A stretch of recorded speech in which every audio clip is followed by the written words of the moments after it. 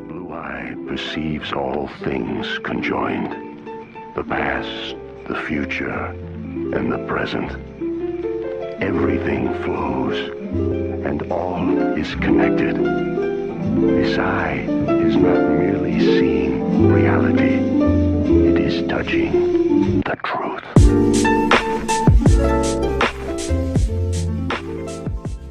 Welcome back to Cabin Fever Podcast. This is your boy Sean. Let's get it on, Evans. Let's take a quick listen to the one, the only, the great psychedelic traveler known as Terence McKenna.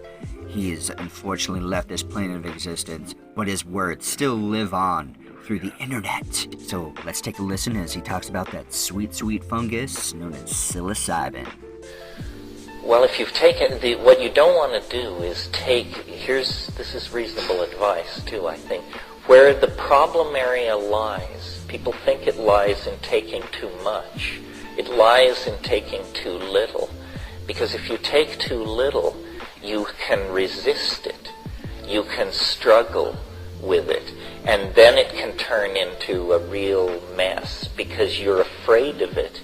And you actually have the power to some degree to resist it. What you want to do is take sufficiently enough that there's no escape, and that the transition from ordinary reality to fully loaded is as quick as possible, because the going up is somewhat terrifying. For example, let's use psilocybin as the model. Here's how it works for me. This is not tea. This is eating raw mushrooms. It comes on more slowly. So after an hour or so, and the way I do it is I sit as soon as the mushroom enters my body, I sit and meditate. I take the mushroom or the ayahuasca, and then I sit and I roll bombers. So I'll have them ready if I need them, and I just sit as I'm going to sit during the trip, and I've unplugged the telephone, and I've gotten everything squared away, and it begins to come on at about the 40-minute or the 60-minute mark, and there's sometimes some nausea as it comes on, and then I smoke a bomber or half a bomber. And then it catapults it into the full deployment of the thing, where you just hang on. There's about a 25-minute period where your only job is to hang on. It builds. It's like watching an atomic explosion on the other side of 50 feet of absolutely clear crystal glass. I mean, you can't believe this is happening, quote unquote, in my mind. You have the feeling that everybody from Seattle to San Diego has just crawled under their desk as this thing tore past. But it's in your mind. And then there is the interaction with it, which moment to moment you are pretty coherent, but you lose it. A lot of it does not transcribe into short-term memory. And then after about an hour or 40 minutes of that, it becomes more manageable, more memorable. The most mind-boggling parts of it are just not possible to bring out of it because language fails. Because English, there are no words. There are no words even close. I mean, sometimes you'll bring out an image or a metaphor, but out of 5 hours of tripping, you bring out, half a notebook page of metaphors, and yet you were entirely engaged during that time. Now, this question about fear, which is a real question, because when everything begins to slide, it's more than most people who haven't done it expect. They have heard it, they've read the books, but they think it's a metaphor. They don't understand it's really going to happen, and it's really going to happen to you. And there's a tendency to clutch or to try and resist it. The thing to do in those situations, I think, and it's counterintuitive to how Western people think, but the thing to do is to sing, to sit up, not to assume the fetal position. See, what you might tend to do is assume the fetal position and tell yourself, my God, this is the most appalling thing that's ever happened to me. If I can just live through it, it'll be all right. I've taken this drug. If I can just wait through, how long did they say it will be? 7 hours. I see it started 2 minutes ago. If I can just, no, the thing to do is to sit up and to sing. And why? Well, being practical people, to oxygenate your brain, to move this thing that's happened to you, though it may have one claw in heaven, its roots are in your neurophysiology and in the chemistry of the drug. You want to move your physiology around. So oxygenating your brain can't fail to do this. So you sing, and this almost always is accompanied by a sense of power, control, equilibrium, and so forth and so on. Not always. I mean, let's face it, you're a product of a nutty society, and there are unexamined crevices and uncleaned out drain traps in all of us, and you're going to encounter that stuff. The good news is the earlier psychedelic trips tend to deal with that. If you will quickly discover taking psychedelics that either you can work through your personal issues and become a psychedelic explorer, or this is just stronger medicine than you are up for, and you would be far better to go back to psychoanalysis or whatever works for you. Some people just can't take it. Why is that? Well, because what it does is it dissolves boundaries, and most of us are over boundary defined, but some of us are having an uphill battle getting some boundaries in place and realizing we are not the telephone or the tree or the person we live with. And so for those people who are having trouble establishing and maintaining boundaries, this is the last thing on earth they should get involved. And that was a short clip of Terence McKenna, one of his many, many speeches that he's done around the world talking about the subject of psychedelics, ayahuasca, psilocybin, DMT, LSD, the list can go on. He's a fascinating guy. I highly recommend you checking him out. So please stay tuned to the podcast, and I'm going to tell you about my most recent experience with psilocybin. Cue the intro.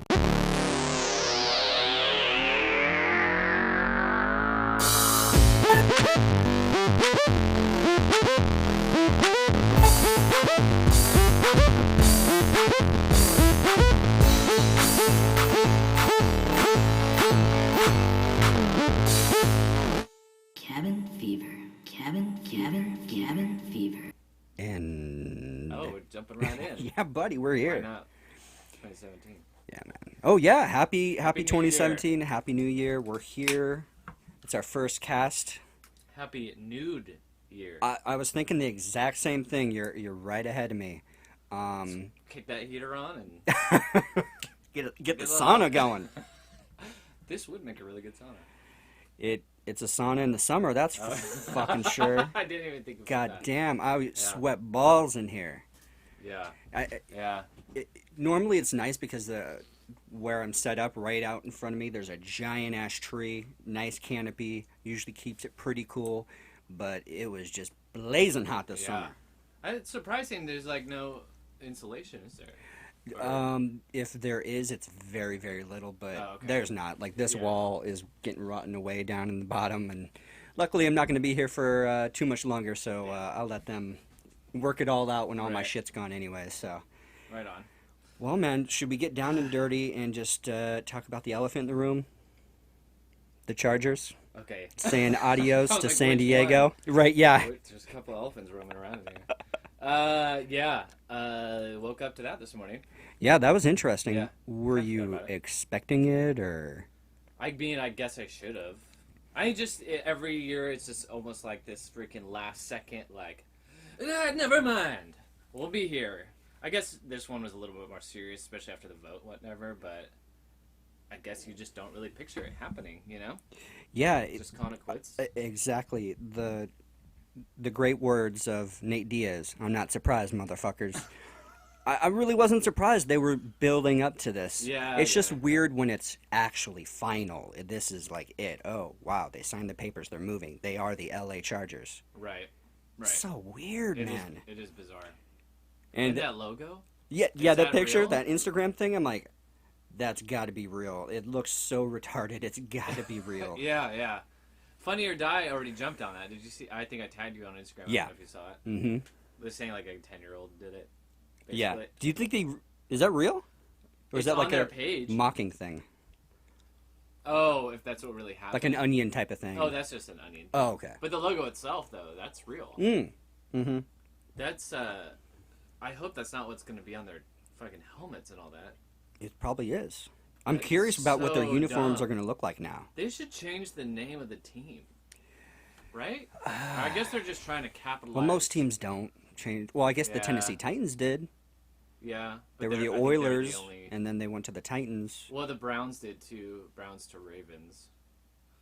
But then a new But then Ravens came along. No, a new Browns came A new along. Browns came. Yeah, the new Browns was like a new franchise. Wow, they're Should horrible. have been the Nude Browns. Heyo, Happy New Year. Bringing it back. Yeah. I guess they shouldn't change. I guess it's only 2 examples, but still, I don't know. So it's going to be the L.A. Rams, and then the L.A. Chargers, and then isn't even Oakland talking about going to Oakland's L.A. talking or are they about- thinking about Vegas? Vegas now. As long as they don't come down here. Yeah. Yeah. No. I don't think So this is what I'm hoping in the future. Let's say 2022-ish. Well, I guess things would have to get going real quick if I'm That's in what, 5 if years? I'm projecting. Yeah. Okay. Tear down Qualcomm, build a new stadium exactly where Qualcomm already is, then have the Jaguars come. Yeah. Or some other team. There's been a couple that have kind of been like, hey, we want to move, maybe. You know, kind of like what the Chargers have been doing for years and Right. years. Well, I think it's solidified now, so I think that's really going to open. I think there's some teams that would want to legitimately come here. San Diego's a beautiful place. And Yeah. I still think San Diego does need a good stadium just for these huge events like the Super Bowl. Because now that the Chargers are gone, that's a lot of revenue that Qualcomm's not going to get to maintain it. And Qualcomm's already kind of falling apart. It's already pretty shitty. So without that revenue to keep the uptake on it, I'm curious to see what's even going to happen to Qualcomm. More likely, they're going to sell it off and I then think they'll sell it. put condos and Yeah. put a Costco right next to the Costco that's already there. Because they could do that. Right. And they'd Right. both be busy all the time. Yeah. I was reading online, and I don't know if this is how true this is, but I know it's true that Spanos still has to pay a $600 million relocation fee to go to LA, and that there were people online were saying that the renovations requested of Qualcomm were totaled like $100 million. Mm. That seemed a little low to me, but at the same time, I don't think it would be $600 million to improve that stadium. No. But what would you do to it to Yeah, like that's change true. it, like to make it better? There's not. Yeah, I don't know what they could do. Because I think it must have been the 90s or the early 2000s when they added on that extra part, more seating. Yeah. for I the just don't Super know Bowl. how much more they could do depending on foundation wise, and I don't know, the locker room's nice, like everything else seems pretty basic to me. And that land's got to be worth a fortune. Oh yeah, dude, absolutely. Yeah. It's way too much money. Sad. I don't know. Yeah, it is like. I made my peace after they lost to the Browns, though. Unfortunately, I'm like, go, Yeah. fine. Right. You've broken my heart too many years. Like, Yeah. I've been a Charger fan my entire life, even when they were like 1-0 or 1-0. I wish. That one time. Yeah, when they were 1-15 and things like that. Yeah. You know, the shitty years. Yeah. Poor Junior Seau had to endure. Yeah. But yeah, Yeah. it's just like, especially after you start learning about the Spanos family. Yeah. They're just, they're business people. They're not really in it to win football. Yeah. Like the Packers are, and some of these other like really hardcore teams that have like a fan base is just rabid. The Packers would never ever leave Wisconsin. Yeah. They would never do that. Yeah, they just There would be know. riots on the street. Yeah. There's certain parts of the country that they just need football. Yeah. Especially, I think it's the colder climates. Absolutely. Kansas City, Indianapolis. Yep. Like Pittsburgh. Mm-hmm. I mean, they're hardcore. Hardcore. Fans. And their stadiums aren't great. Like a lot of those teams are still playing in old shitty stadiums that aren't that great. I know, to hold that above our heads too forever about a new stadium. Yeah, it's just you weren't winning anybody over that way. Yeah. Just the way they were handling it.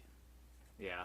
Selfish. You see all those like fans gathered in front of the Yeah, I did see that. Yeah. They were putting all their merch their and gear. Yeah. I'm like, shit, save on to that, because eventually, who knows, what if San Diego moved back in 15, 20 years? Yeah, You'd have all this vintage San Diego Charger gear. True. You never know what's going to happen.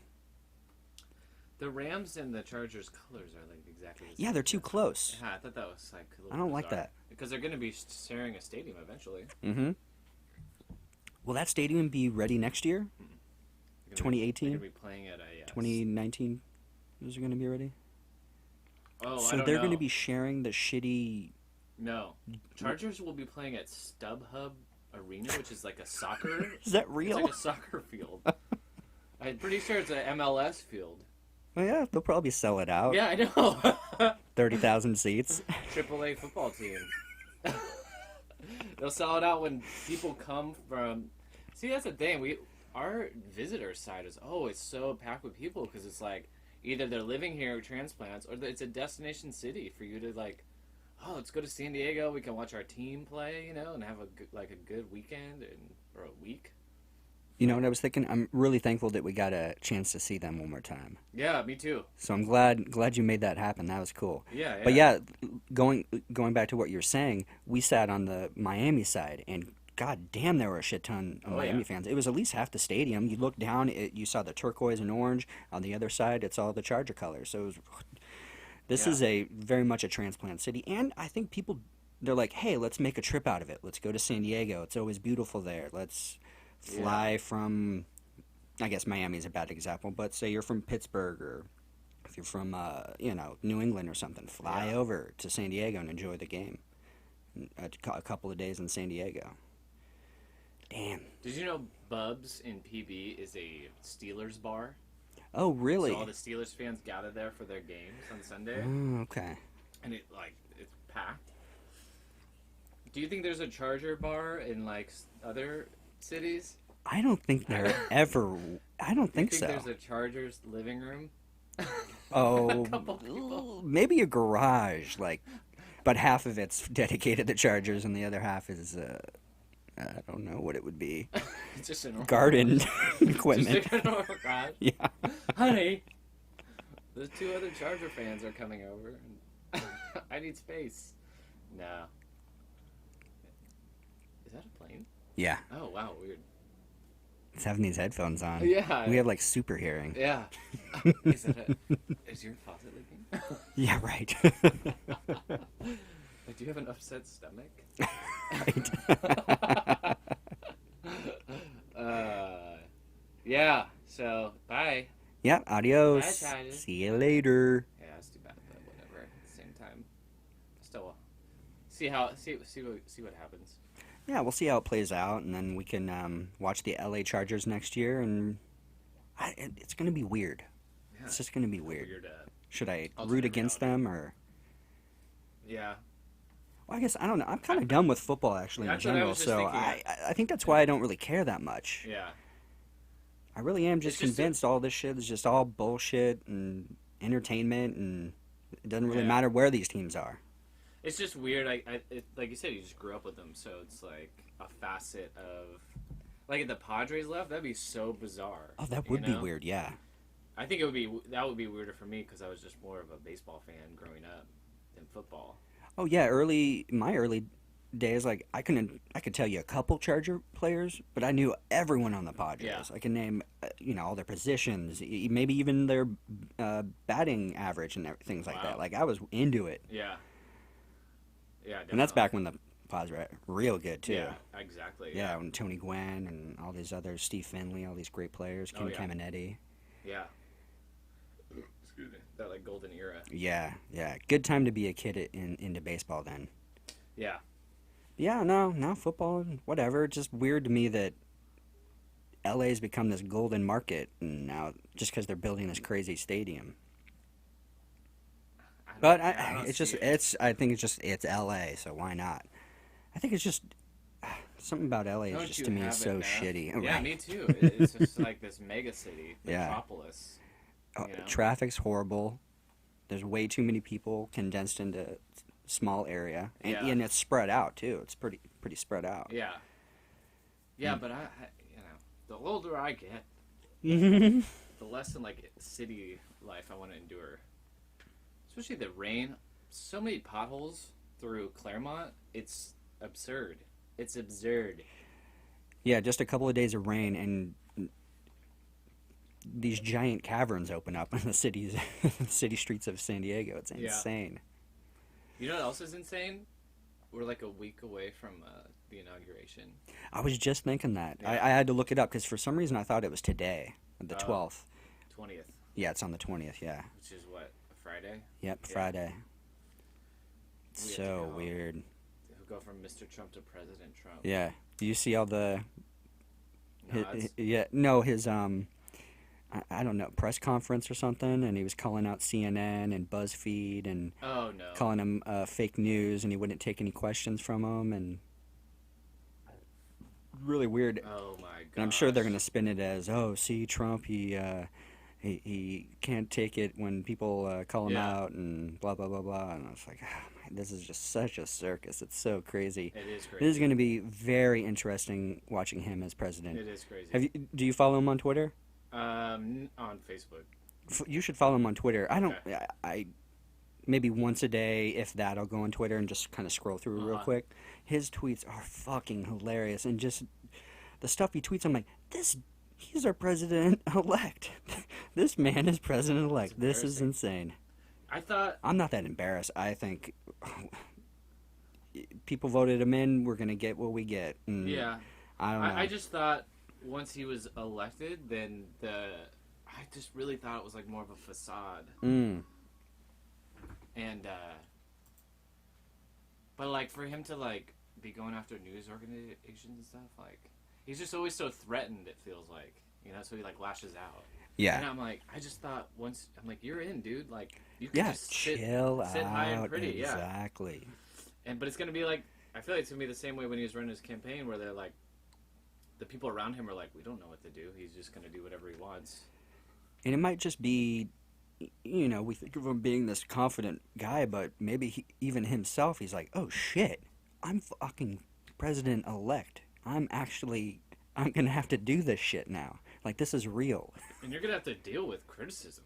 I mean, Oh, Jesus Christ! Look yeah. at Obama's hair. Obama is wrecked. Yeah, I mean, They will be back. I have no doubt.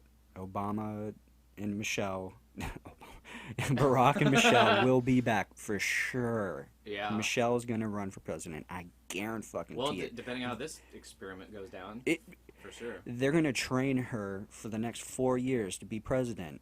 That's what they're gonna do, and they're gonna start getting backers. You saw how many people are, love Obama, like are just real hardcore sold on him, Yeah. and there's no reason she couldn't run. Yeah. I mean, Yeah, she's yeah. at least been first lady and has been in the White House before. Yeah. Donald Trump has just been, granted, a businessman. The United States basically runs like a business. Unfortunately, it just involves people's lives, a lot of people's lives. Yeah.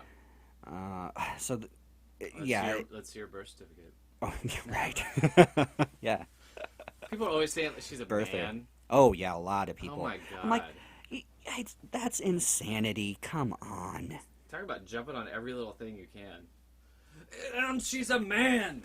I don't Well, know. just most of the stuff that they pouring out, she's just a big woman. That's all. She's Yeah. an athletic-looking woman to Yeah. me. She doesn't. I don't look at her. I'm like, oh, that's definitely a dude over there. No. I was at a doctor's office yesterday though, where I was dealing with the receptionist in like their storage area, Mhm. and then the head doctor peeked her head out and was like talking to her, and I was like, oh, that's definitely a dude. It was very surreal. And I, you know, Being on, I don't know, but I've been on some dating sites, and I've definitely come across some guys trying to pass themselves as women. and they didn't identify themselves. No, they didn't. And I thought that Whoa, was that's scary. real shady. Yeah. Real shady. Don't do that. Yeah.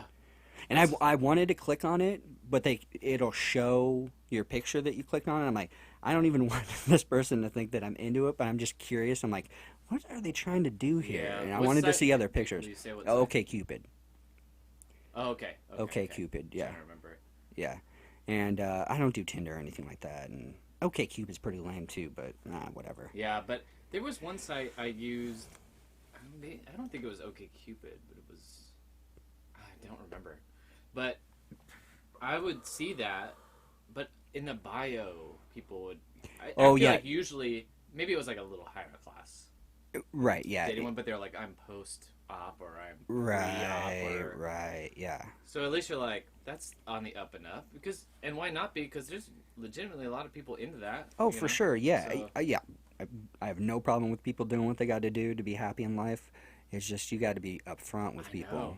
or you're going to disappoint a few people because, as welcoming and as friendly you want to be, that's just not Yeah, right to draws a do to line. somebody. Yeah, that's I was having this conversation with my girlfriend the other day, actually, and I was saying, like, first of all, I don't know. I feel like I would know. You hear these, like, stories about people who, like, sleep with a woman and then later find out it was a guy and then, like, or go on dates and they don't know and they get, like, revealed, or at least I have.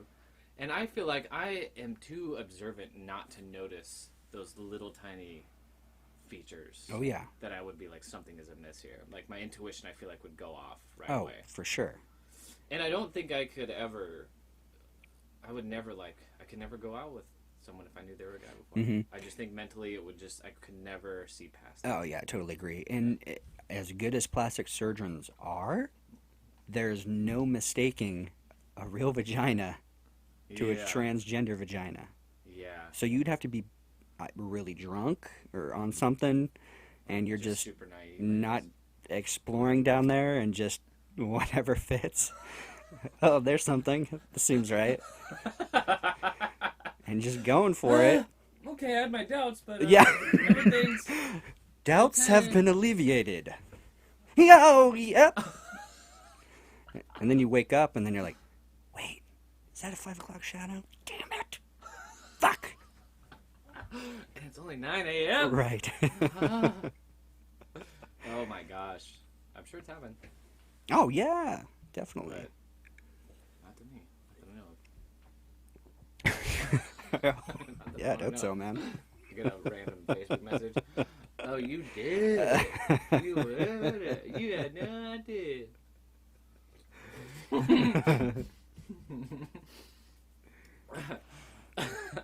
All right, man, so let's talk about your brew session. How Oh, did yeah, it yeah. go? Your first time Yeah. brewing some beer. It was good. What kind? Come on, Uh, fill me in. What's the deets? So I got this kit. It's more like a basics kit. I feel like you buy it for someone who's like just interested in brewing. So it's like a real simple kit that comes with it looks like a barrel. Actually, it's like shaped like a barrel. What do you call it? Carboy. Cowboy. And then, so it came with 2 different ones, and I brewed it's a Mexican style Like a lager or something? lager, yeah. Oh, nice. Yeah. So, it was super easy. Maybe just this kit probably makes it as easy as possible. You just follow the steps. It really is easy. Yeah. You just have to be very mindful of sanitizing everything and, yeah, just follow the directions. Yeah, so the kit came with, like, all the sanitizing stuff that you needed. Perfect. Excuse me. And then you make the wort, and that went much easier than I It smells good, expected. huh? It smells really good. Yeah, it does. And then, but it happened so quick. like the whole making it. And Yeah. then I was just like, How okay, many, like a gallon? How much does it make? Do you it know? makes A couple gallons? Yeah, more than 2. I want to say. It makes Oh, probably like nice. 3 gallons. Wait, how big is that one? That usually does 5 gallons. It looks like a 5. gallon. Yeah. So I would say probably at the most 2.5 or 3. That's not bad. Could be wrong. No, that sounds right.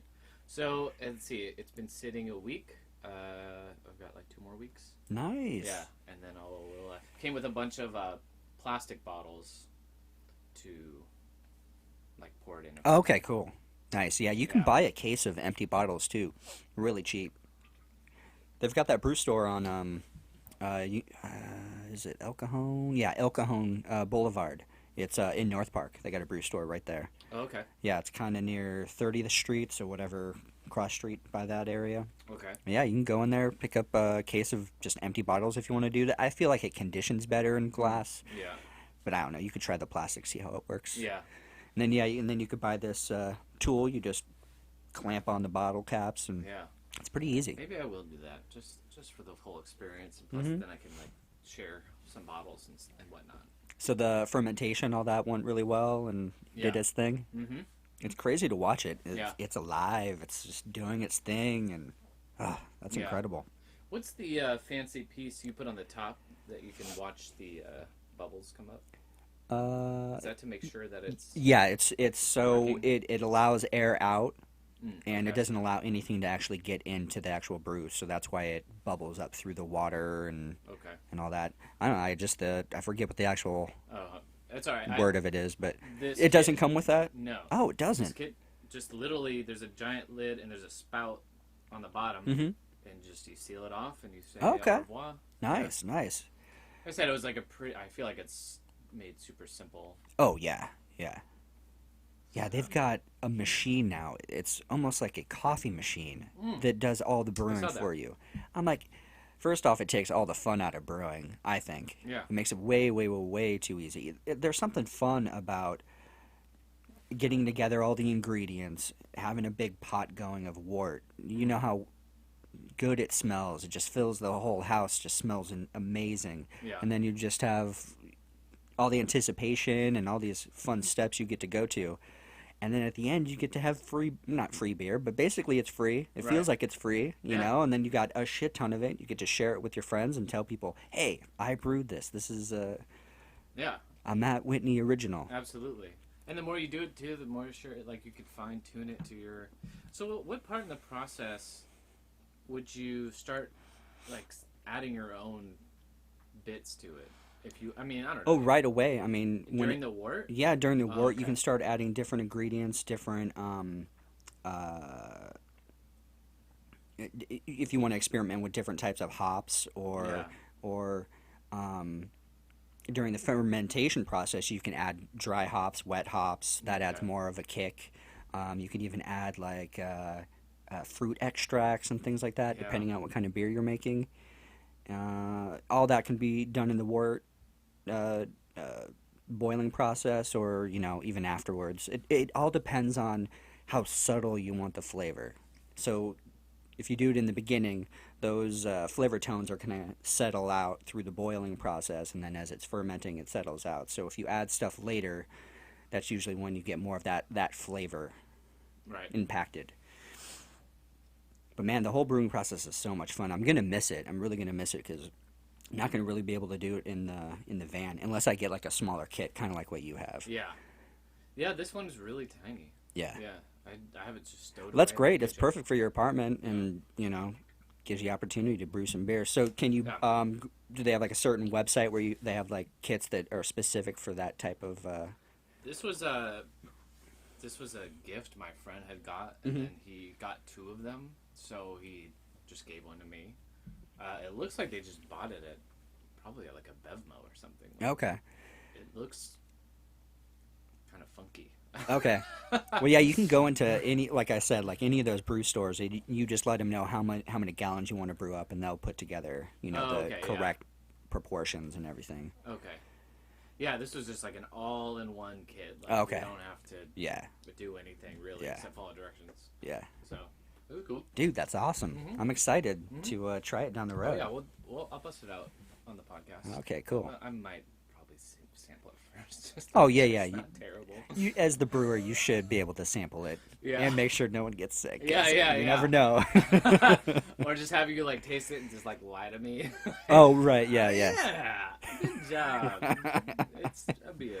Well, it's your first brew, and I've definitely made ones that I haven't been that pleased with. But it's like, okay, it's beer. I still really It's not like making me sick. the Pliny one you did.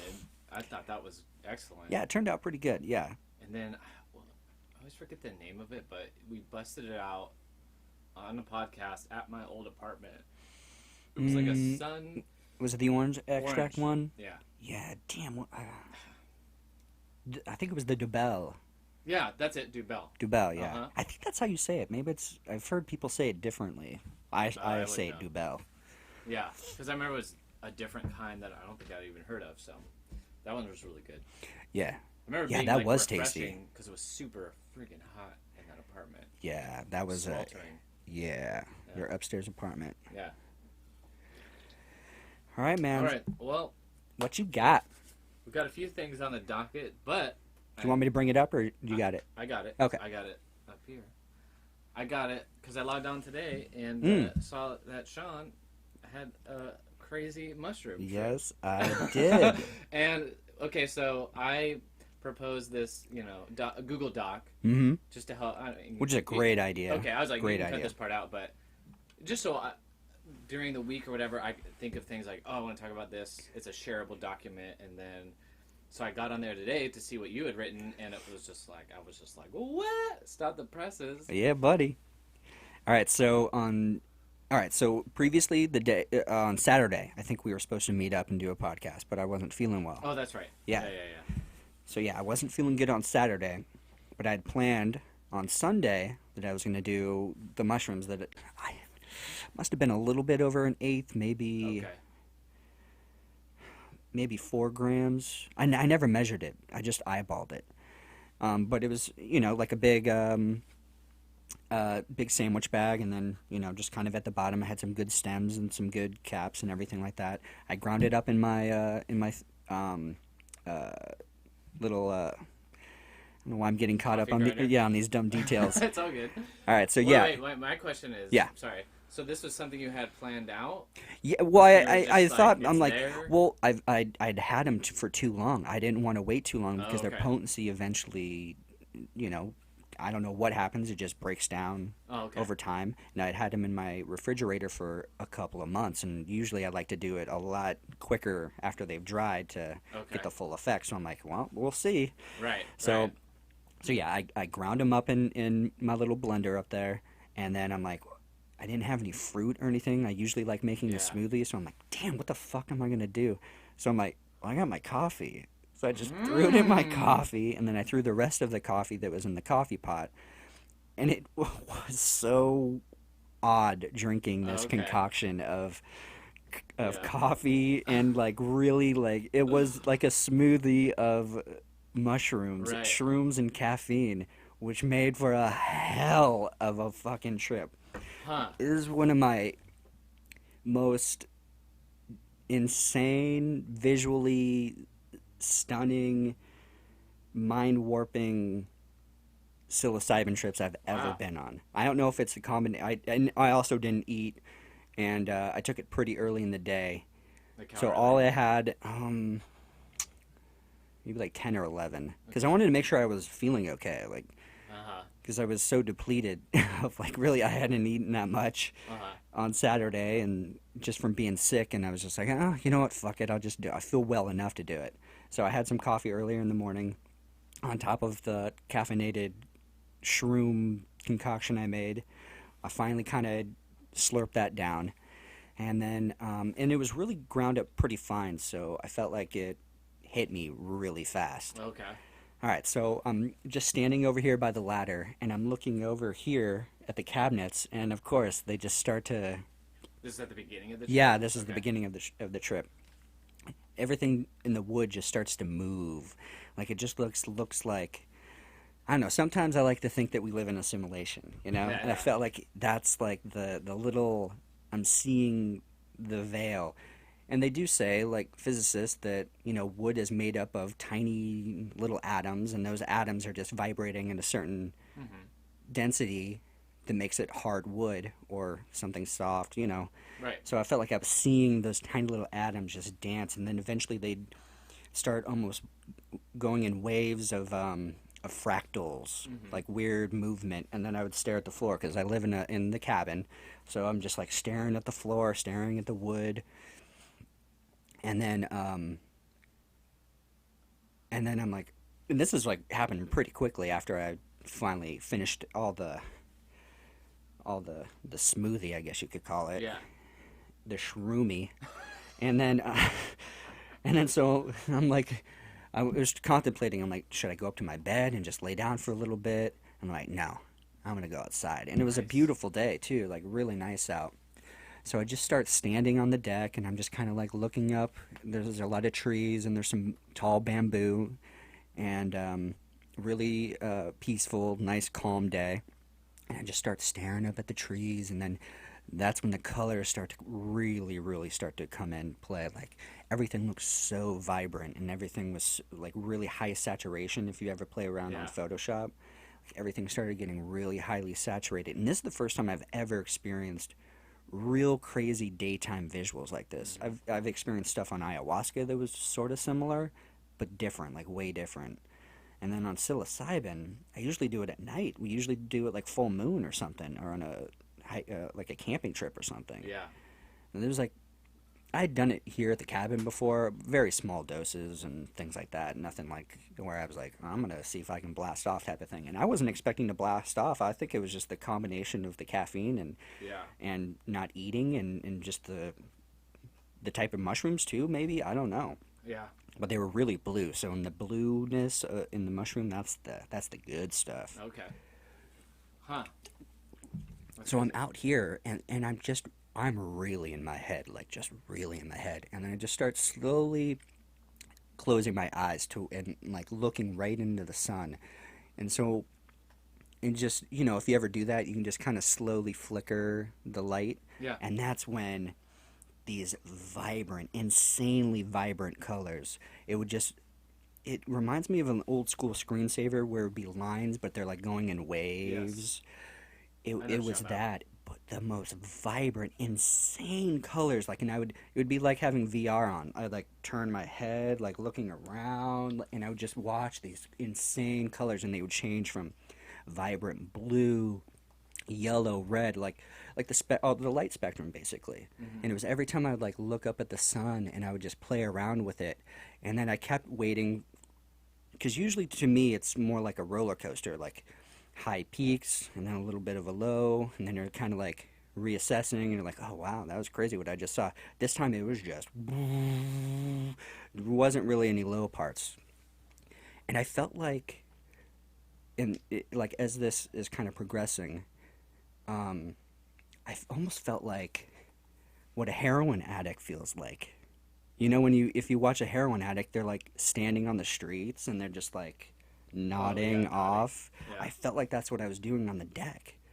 But it felt so fucking good, like insanely good. And there's so much, I experienced so much, I can't even really articulate into words, like what I experienced or saw or anything. And this was a very long trip. I wasn't expecting it to last this long either. So I must have been out, I want to say I was out there for a couple of hours, but maybe not. I don't know. Just enjoying it? Just standing there, and then eventually I would move over, and then a couple of times I would open my eyes just to kind of like be like, oh yeah, I'm still here. Yeah, yeah. Because I literally felt like I was traveling, like astral projecting, or just like going to these weird, colorful, amazing places. And then I would look up and just look at everything around me, and then everything started become really muted and gray almost, but with highlights of, because it was a beautiful sunny day, so all the greens looked very vibrant and beautiful, and there's flowers over here that just looked amazing, but everything else looked kind of muted. It was weird but trippy. I'm like, and as I'm there, I'm thinking like, finally, this is what I've always wanted to see in a shroom trip, like these type of insane visuals and colors, and and things like that. And eventually I made my way to the corner over here to the deck, and I kept feeling the chair, like the chair back of it, and it just felt so amazing. And then at times I felt like I was so deep into it, I felt like my hand was moving through the wood almost. Weird. And I was like, it was really weird, really, really trippy. And that, when I was there in that corner, was like the most intense I think it was. And I really, really just felt like my hand was going through the wood and feeling the innards of it. It was just such an odd feeling. And then my mind kept looping. Like, I kept thinking, this is reality. And then it would go to something else. And I'm like, oh no, this is reality. And then I would go to something else. I'm like, oh no, no, this is definitely reality. I'm back. And then to be like, nope. And then I go off to some other crazy little weird realm. See, this is the part I've trouble like trying to describe, because my memory of it is just so. I wish I had a video. I wish I could have recorded my whatever I was seeing so I could watch it over and over and over again. But obviously I can't do that. But it was just so crazy. And then eventually I made my way back in here, and then I went up to my bed, and then on my bed I've got a skylight. And then, so I was just staring up the skylight, and it just started going to like this cool colors, and I felt like I was watching a show. Like, I didn't want to look away because I felt like I was seeing something special. And then I would just look even higher, and I would just see the branches from this big ass tree that's right in front here, and I would just see the tallest branches just reaching up into the sky, and I would just look at that and feel like it was alive, and just the molecules were just flowing and moving, and it was just so intense. And up there I was looping a lot. Like, I almost felt like how people describe when people do too much acid or something, like they don't come back type of thing. Like, they're never the same. I'm like, oh shit, this is it, I'm never gonna come back. I'm just gonna be stuck in this crazy psilocybin world. And okay, fine, I'll make peace with that. Here we go. I'm fine. That's how it would be when I did psilocybin in the desert. Yeah. I felt like I was like, oh, I'm gonna get stuck like this. Yeah. That's what they talk about. Yep. I think that's must be a common thing. And then the whole time I really did feel like I was very much with it, but not with it at the same time. Like, my inner dialogue was going crazy. Like, always just trying to speculate. What does this mean? What am I really seeing right now? Like, what's going on? Type of thing. And then when I was looping, things were happening so quickly. Like, it was hard for me to retain and hold on to things after a while. Yeah, I think of it as like you're. I don't know. It's like you're internally coming up with these projections, and then all of a sudden, for a split second, they're there and they're clear, and then they just. Yes. Yeah, dude. Retreat. Yeah. And then there's like this like build up almost of like, and then you like make this realization, and then it becomes like real. Yeah. And then you kind of come back down again. That's it. Yeah, very much like that. And I just remember going, like, sliding into my bed. It just felt so good. Yeah. And I was so thankful, because I really did think about it. I'm like, maybe I should just go to the beach and do this. But there's no way. Like, it wouldn't have been as good, I think, because there's too many people. If I was acting weird or doing weird shit, if I was like standing in the ocean nodding off looking like a fucking heroin addict or something, it would have been bad. But here it was just perfect, because I had my little taste of nature just right out here on the deck, and I was able to just climb up to my bed and just enjoy relaxing and laying and just kind of enjoying whatever the next level of this crazy psilocybin trip. So I really do think the combination of just the caffeine, the mushrooms, I really wish I knew how much I'd taken, because usually I measure it out. I'm like, okay, now I know what I'm getting myself into, but I'm just like, fuck it, this looks like about right. How long do you think it was total? Like from it lasted a long time. I'm obviously the more intense parts probably lasted. It's hard for me to judge. Did you eventually just fall asleep? No. I stayed up. Came down? Oh yeah, eventually came down. You know what? Maybe I did fall asleep for a little bit when I was up there. Maybe. But yeah, eventually I just kind of like. Well, was it dark? Came out of it. No. Okay. No, but yeah, towards the tail end of it, it did start getting dark. But I was still seeing very mild visuals. Like, still, like, I would look up here and I'd still see the wood kind of dancing and moving, just like the pattern in the wood. Okay. like the darker areas. And that's when I knew, I'm like, okay, it's still flowing in my system a little bit. It's still there. Right. But I don't know. I wasn't sure if I wanted to talk about this, but after all that, it just felt so goddamn intense. And I think I went just from such a high, and then I just crashed. Got to a real low. Like, I got really in a weird place, like really down on myself, and I started getting really sad, and then I would just stare at myself in the mirror, and I'm like, oh, you're just a fat bitch, you know, like really like tearing myself down, and I just like, God, such a bummer that I let myself get like slide into that weird place, but I almost think I had to do it. I think it was a good release. I think it was just a lot of dumb shit that I'd been holding on to for the past couple of years, and I think I'm hoping that was just a nice release that I needed to just get that shit out of my system, move forward, because now I feel like psilocybin's a great way to reset, kind of refocus yourself, maybe plant some good seeds, some good thoughts in your mind, and then move forward. So I feel like I've kind of reset. I've got some good goals in mind, especially for 2017. I want to get my health back in order, get fit, and then just start planning for that van life and doing lots of traveling and getting my business to where I want it, and just being happy, man. Yeah. But yeah, man, that trip was just fucking crazy. I think you're right. I think going all the way high, like that's like, I feel like when I'm always on edge about doing mushrooms because it's just like, for me, it seems like too, it's just like such a toss up. Like, how's it gonna go? Like, where are we gonna go? Yeah. But as far as like, you know, cleaning out the closet, I guess maybe you did, have to go there. Yeah, I'm taking it as it. Well, I mean, if you're feeling better about it, like, I'm sure in the moment it was very like. Oh, in the moment pleasant. I was dark. I was very dark at that moment, and it wasn't good. But then a day or two after, reflecting on what had happened, and just being thankful that I am back, I am here. I'm not stuck in some weird psilocybin world, and I'm not I'm just in a good place now. I just feel good. Yeah. Well, I'm glad. Yeah, man. Crazy trip though. Wow, that is pretty nuts. Yeah, and it'd been quite a long time since my last one, so it was intense, but much needed, very much needed, especially a good start to 2017. I feel like people don't really, I don't know, you don't hear much people talk, I guess, about their psilocybin experiences, and it's always in some like abstract kind of way. But I think I wish people would talk more about that, like when you reach those kind of lows within it.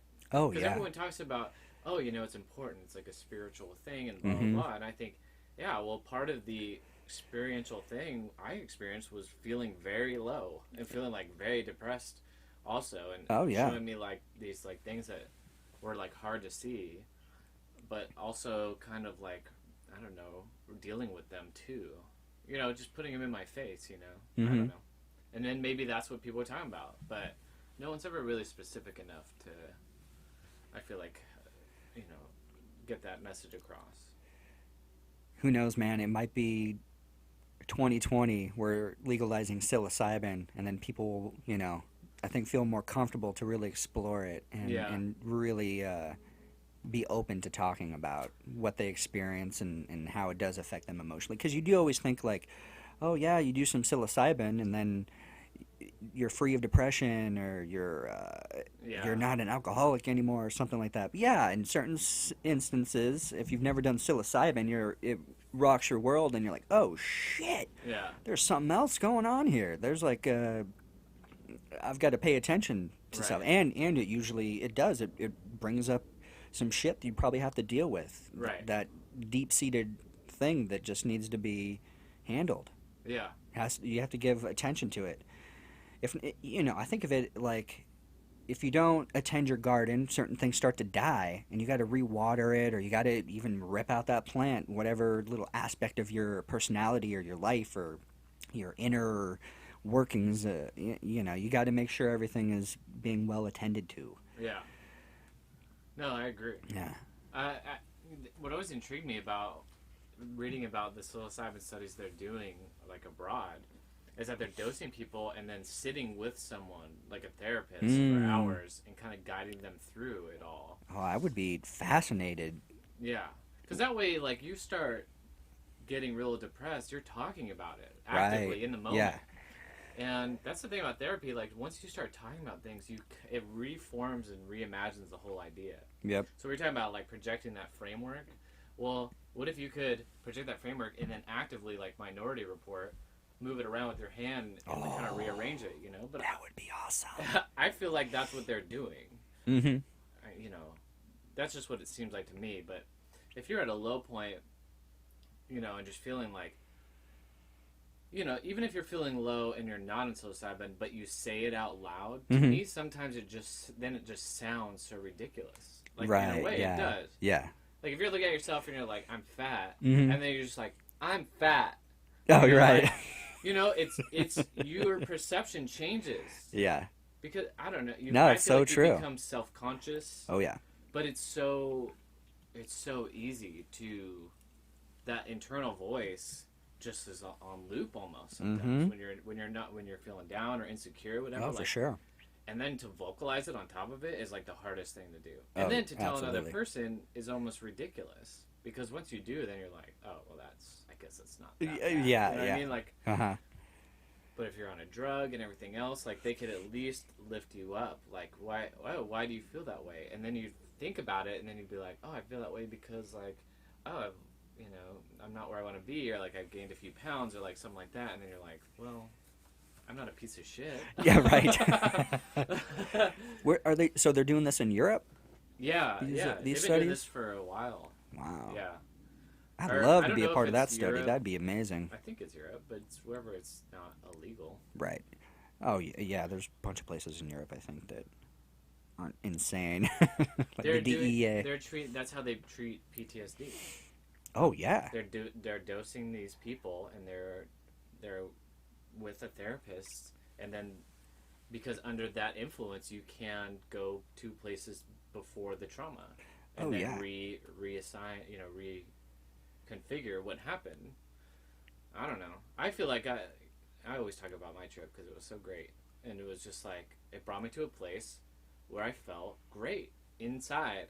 And then I started looking at, like, wow, why don't I feel this way? And then it was just like moving all these puzzle pieces around. Like, oh yeah, that's right. Oh, because I forgot what it's like to be calm or not anxious or just calm and present. You know what I mean? Just little stuff that you just would never, ever realize because your brain has been rocked and never, like, you know, fixed or whatever. It's like fixing. Oh, absolutely, definitely. Yeah.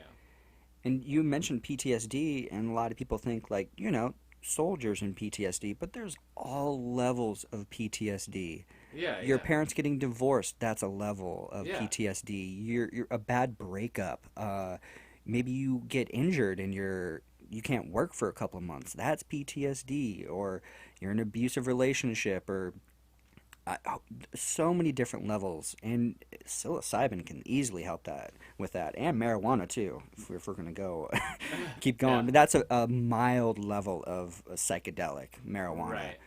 Psilocybin will change you forever. Yeah, I still feel like I don't want to say that marijuana is like a coping thing, but sometimes it can help you through definitely some anxieties. Mm-hmm. But I feel like if you are ready to look at the root cause of things, or like you said, PTSD is, I just feel like it's a little chisel in your brain. Really. Oh, and definitely. Like, who knows? A freaking car accident, you know, or that you don't get hurt in, could just still traumatize you. Oh, for sure. I mean, we're such sensitive beings, and our consciousness is so sensitive, and sometimes things take a little chisel into our brain that we're not even paying attention to until after the damage is done. Oh, and yeah. We're scrambling to figure out what's wrong. And then we divert our consciousness into something different that we think will help alleviate that. Mm-hmm. But really, it just kind of surrounds it and goes around it. And I want to go back to really quickly, you were talking about being on the deck. Yep. And feeling the chair and the lights coming in and stuff like that. It makes me think about the recent studies they've done of psilocybin and how literally makes these connections between your brain that would normally never connect. Mm-hmm. And you said like you couldn't, the time was distorted and everything like that. Oh, and yeah. I'm just thinking about your brain like firing in these like crisscross dimensions and stuff like yeah, that. Dude. Where you're just like can't describe because you're conscious of it, but it's happening at such a fast pace and at a level that you're just like in looking back in bewilderment. Like, oh yeah. What was that thing? I think that's, yeah. And there could have been times where I was just there for maybe 10, 15 minutes straight, just staring into the sun, watching these amazing, vibrant colors just splash over me and just do all these crazy movements and fluctuating and who knows? Right. Like, I wish I had set up a camera or something just to get, like, an actual log. Yeah. But I do remember just being, like, wiping my forehead and just, like, sweat. Just, like, oh, really? been outside sweating my balls off. But, yeah. Oh, man, I felt really good for the most part, even though I did have that really low little portion towards the end. But once I got through that, I've been feeling really good. It just makes me think that, they say we only have, or a certain percentage of our brain we're actually using and things like that. And then doing something like that, like, allows us to perceive so much more than we usually would. Oh, yeah. But it makes sense, too, because, like, survival point, surviving-wise, we couldn't be caught up in the colors of the light spectrum. Right, yeah, exactly. We would never eat or fight or have sex or anything, So it's just like, it's cool that we can indulge in something that allows us to access those parts of the brain and really take a good look around at the other things that are always going on around us that we just literally never have time or the space and we've never evolved to see. Yeah. But who knows what other creatures are perceiving or other levels of consciousness that we're not aware of? I mean, they talk about, Buddhists that are so good at meditating that they project themselves into space, and it just makes you wonder, like, maybe they, thousands of years ago, were accessing these parts of the brains that we're using psilocybin to and doing this on a daily basis. Like, it's totally possible. Yeah, great that you bring that up, because I was just researching the idea of chi. Mm-hmm. And what monks and these different, I wouldn't call them cults, but these groups where they just really work on their chi movement. Mm-hmm. And they're isolated, they're away from everybody, they're eating a very specific diet, they don't come in contact with certain metals and things like that. Like, they want, there's a certain balance within our bodies that I think a lot of humans can reach. And like you were saying with certain people being able to astral project themselves, why not? I mean, who's to say that humans can't do these like phenomenally crazy things that we would think is, not doable, but in reality is doable? You just have to get yourself to a certain energy level, because I do feel like we're mostly made up of energy. Water, it conducts energy, and our brains are firing off all these little synapses and everything. And I think maybe if you get your body right, maybe you can read minds, maybe you can astral project yourself to a different plane, not your body but your essence, maybe your mind, maybe your foresight, your third eye. I don't know. Right. There's all kinds of crazy stuff out there. It makes sense to, look at how much energy you expend on a daily basis just to survive, really. Mm-hmm. Going to work, has a whole lot, there's so much preparation going to that and where your focus is, and then you're just tired. Oh, yeah. If you really just sat with I think about this all the time, like, one of those, if I won the lottery scenarios, well, I would really want to do one of those, like, retreats where you just go sit somewhere for 30 days and you don't talk and you read people's firsthand accounts of that, and they almost go crazy. Oh, yeah. Because it's just, if you, like, going and sitting somewhere in the quiet for 30 days, when you really break that, what it entails, and on a daily basis, of where your energy is expended and your attention is diverted to, and you are just, all of a sudden, just stopped. And I think that would just wreak havoc on you, psyche and your body. And like, I quit soda 2 weeks ago, and I can tell you a whole shitload of ways that's affected me and my ups and downs and whatnot. Yeah, his beard is huge now. I'm just coping. I gotta grab it every 5 seconds and hold on to it before I disappear to a gas station. Yeah. and just start chugging Something- everything from the Yeah. straight from the tap. A suicide in my Yeah. mouth.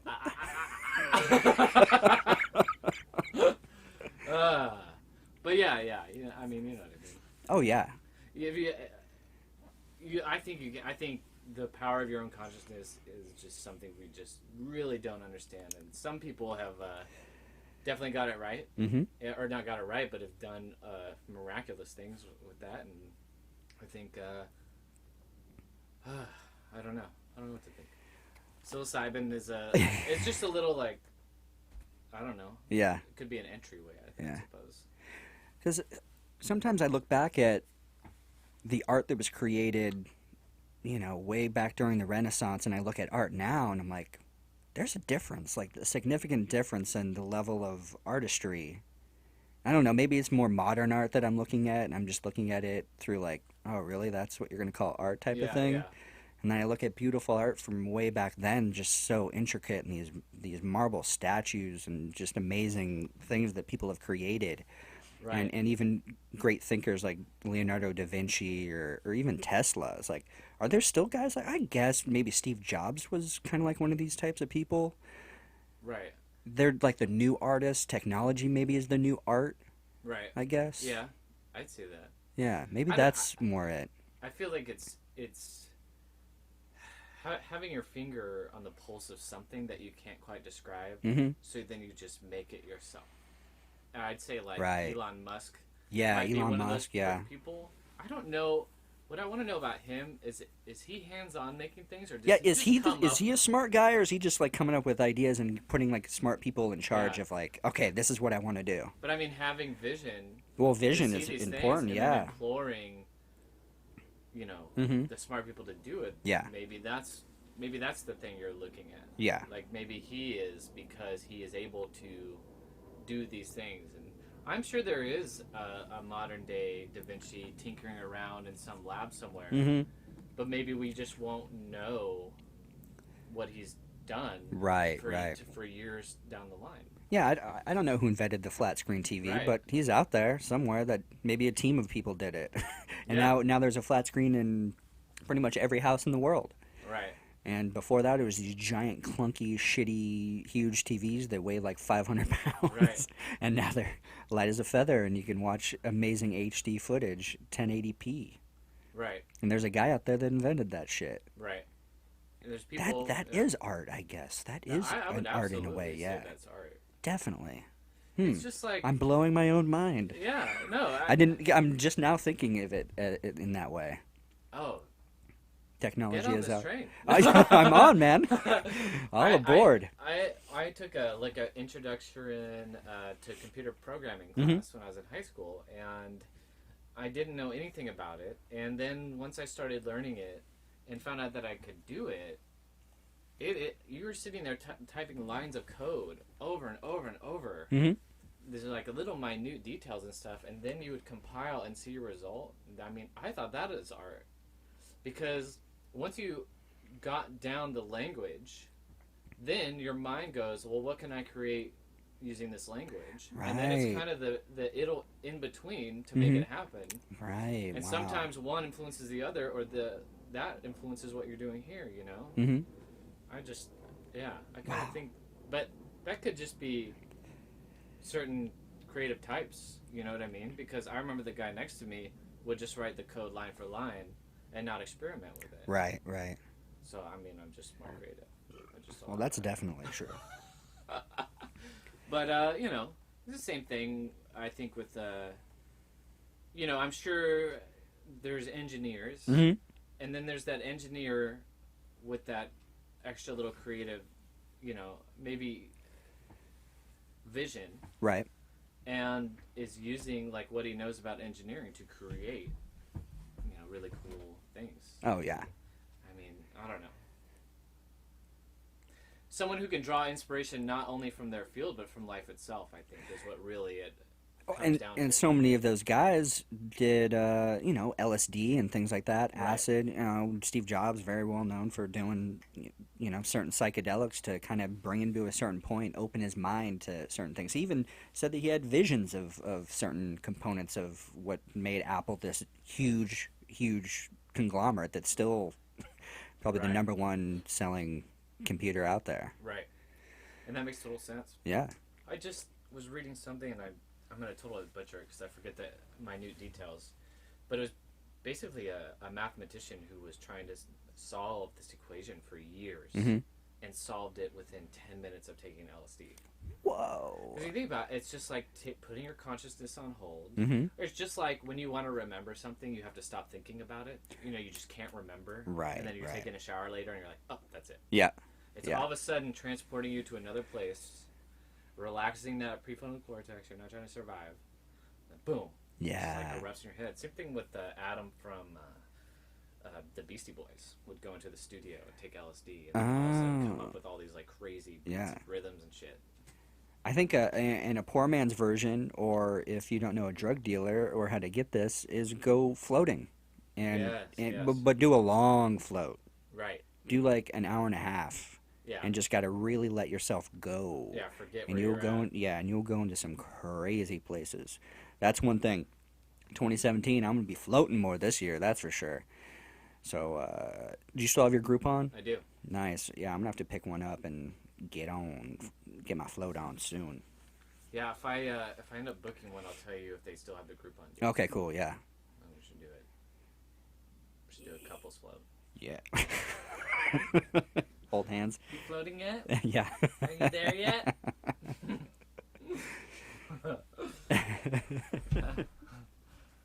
All right. How you feeling? I'm feeling good, man. I feel good. Yeah. I feel like we could maybe wrap it up then. Yeah, definitely. Cool. All right. So recommendations? You got anything on hand? Just still the new Run the Jewels album. Okay. Have you been rocking that lately? Yeah. It's really good, and it's free, so anyone could go. Yeah, that's not download it. bad. Yeah, free. Can't ask more than that, Yeah. really. So they're just gonna make their money on tour? Is that their plan? I think so. Tour. They got they have exclusive Are they versions of it. Do they have a major label or anything backing them, or are they just doing their own so. thing? I feel like artists just do your own goddamn thing. If you can get your name out there and you're good, people are gonna want to see you. They're two vets of the business. Oh, so okay, I think so- they might be doing it themselves. That's good then. They Yeah, got like they learned. vinyl and merch. I mean, Yeah. everything merch you can think of, and there's tours almost sold out. See, that's what they so, need. I mean, merchandise. That's how you make it, Yeah, and then just going on tour, yeah. making that money. It's a. I've been realizing that ticket's a hot commodity. I bought it the day it went on sale, and Right. people are always posting now. Are they going to be at the observatory? Yeah, Yeah. later this month. I believe. Nice. Yeah. I haven't been listening to a whole lot of podcasts over the past week. The Joe Rogan Who's Fat episodes were really entertaining. Those were though. great. Yeah. Yeah, those were really good. So I'll just break it down real quick. So two comedians. There's Tom Segura and Bert Kreischer. They're both hilarious. They're both good friends. Yeah. And overweight. They're fat guys. And so they made this bet with Ari Shaffir, and the bet was to get down to from obese to just overweight. I think was the goal. Based on their BMI. And that Yeah, shit. yeah. And then so what was it? They gave them a month to get down to a certain weight, It was and then from like mid-November to the new year. okay. Yeah, it's a month and a half about. So yeah, about a month and a half. So these two guys, they kind of have their own way of losing weight. Bert's more of a, right at the last minute, wear a jogging suit, rubber jogging suit, just try to lose all that water weight right at the end. Tom was a little bit more methodical, doing like a diet and watching what he's actually eating, not drinking alcohol, that type of stuff, like actually doing it in a Right. healthy way. And then, so they came on to Joe Rogan's podcast, and they did two of them. So they had two weigh-ins each day. I'm not gonna ruin it for you, but definitely check it out. You're gonna laugh the entire time. Yeah, and then they just It's so they move fun. on from that and just have. Oh fun yeah, they bust conversations. balls. They have a normal Joe Rogan podcast where they get into a bunch of different topics. Yeah. They talk a lot about comedy, and of course Bert, will kind of guide the conversation where he wants to, type of thing. He's But a funny dude. oh, he's so funny. Yeah. I recommend his podcast. Like I religiously listen to Bert Kreischer's podcast. Like he's really come a long way from when he first started it to now, and I think he gets on great guests. He just had on his wife, which is kind of fun. They have like a really good relationship. That's like their relationship would be something I would want to have. So it's like just how they have a good dynamic. They get each other. They understand each other. There's good communications. They both have their faults, but they both love the faults. They just have a great friendship, a relationship, marriage. They got 2 kids, and doing their thing. Mm-hmm. So yeah, I definitely recommend Bert Kreischer's podcast. Do you have any others you think on hand? No, that was about it. Okay, yeah, I'm trying to think of any good ones that I listened to. Oh man, well, Good Times with Steve Simone. He usually always has some really good guests. I'm trying to think. The last podcast, I forget the comedian he had on, but really good stories, like fascinating stories. Damn. Hold on. I gotta look it up. But I watched that TV show. What is it? AU or A? OA. That was a trippy show, was man. Good. I liked how it progressed into her telling the story type of thing and built it off of that instead of just watching some high school kid get laid by this mythical woman that doesn't exist. All right, so I just want to. He's hooking up with this chick. It's one of the characters in the show. He's hooking up with this chick, and he likes her, but she's like, you know what? You're kind of scummy guy. I'm just trying to hook up with you for sex. Yeah. I'm like, what chick like in high school is like just fucking dudes to fuck them? It's a modern age. I don't know. I guess. Yeah. Crazy. we're getting old. Yeah, I think so. I think that's what it comes down to. That's a good show, though. I enjoyed it. Yeah, and the lead actress that's in the show, damn, I forget her name, but she's in this movie called The Sound of My Voice. It's about a cult. Really fucking good movie. I definitely recommend that. Is that rain? No, I think I'm it's just hearing coming in things here. I think his name is Brendan Small, the guy in Bert Kreischer. But just the latest podcast with Bert, it's his wife, and then the podcast before that's really good. Brandon Small from Metalocalypse? Yes, Okay, yeah. He did Yeah. Greg Fitzsimmons. Oh, yeah. show, too. Yeah, listen to that one too. Yeah, you must be doing the rounds. Yeah, and Bone Zone. Oh, yeah. I got to listen to that That's one. what I knew him from. He did the Bone Zone a long time ago. Yeah, I remember They had a him doing good that, fun yeah. one. Cool. All right, man. All right, man. Well, Happy New just Year. let's. You can find me on Instagram, Twitter, all that fun stuff at Sean Evans Photo. That's SeanEvansPhoto.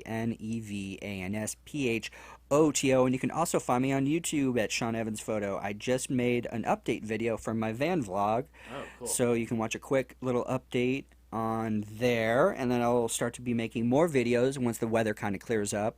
I'm going to start doing more progress upgrades, update videos on the progress with the van, because I still have to install solar power and all these other little projects that I want to get done. So you can follow along my journey that way too.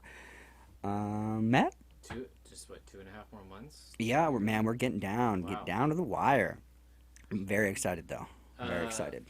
I'm at PacMatt, PACMATT on Twitter. Awesome, man. All Good right. podcast. Bye. Bye.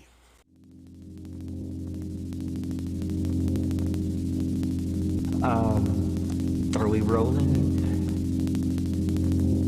The universe you and I are living in is a far more novel and complicated place than the early universe was. So I see the cosmos, if you will, as a kind of novelty-producing engine, a kind of machine which produces complexity in all realms, physical, chemical, social, whatever, and then uses that achieved level of complexity as the platform for further complexity.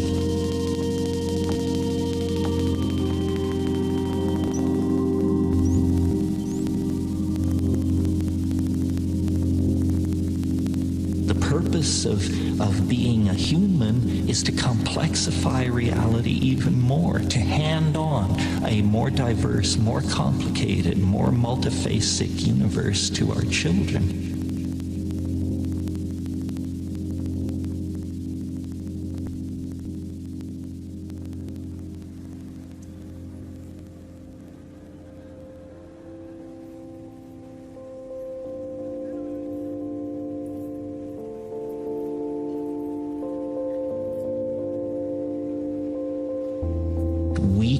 actually appreciate for the first time our circumstance, and our circumstance is awe-inspiring.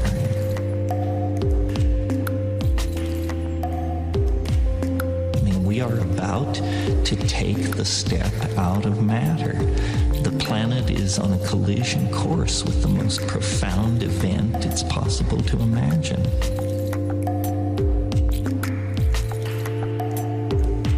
The freeing of organic life from the chrysalis of matter. For 1 billion years there's been life on this planet, but never life that could step outside of matter. But this is obviously what's in the cards, and we are privileged to be central to that. What history is the 25,000-year transition zone. Before you enter the zone, you're an animal. After you leave the zone, you're a god.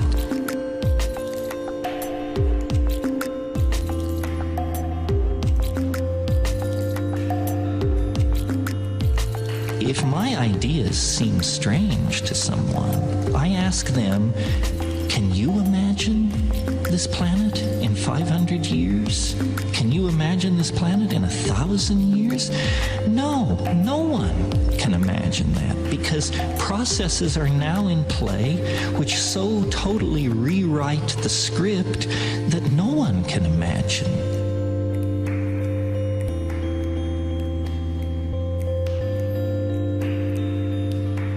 This is what it's like when a species prepares to depart for the stars. You don't depart for the stars under calm and orderly conditions. It's a fire in a madhouse. And that's what we have, the fire in the madhouse at the end of time. This is what it's like when a species prepares to move on to the next dimension. The entire destiny of all life on the planet is tied up in this. We are not acting for ourselves or from ourselves.